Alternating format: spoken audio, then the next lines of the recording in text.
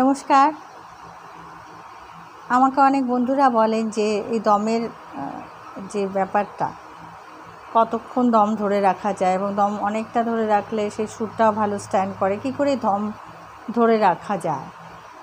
আমার অনেকগুলো প্রসেস আমি নিজে করে দেখেছি।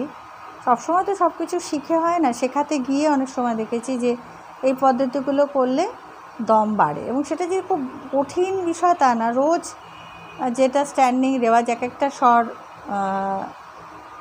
স্বরে অনেকক্ষণ দাঁড়ানো, পেট ভরে দম নেওয়া, যেটা আমরা খুব ক্যাজুয়াল দম নিই, এখান থেকে এটুকু নেই। আমি সবাইকে বলি যে একদম নাভির থেকে এই অবধি দম রিজার্ভ করে তারপরে সা বলো, দেখবে এটা অনেক বেশি ওজনও হবে এবং দাঁড়াবেও অনেকক্ষণ সময়। একদম নিশ্চিন্তে দমটা হালকা করে রিল্যাক্স করে নিয়ে আস্তে আস্তে স্বর দিয়ে সেগুলো ছাড়বে। যেমন সা,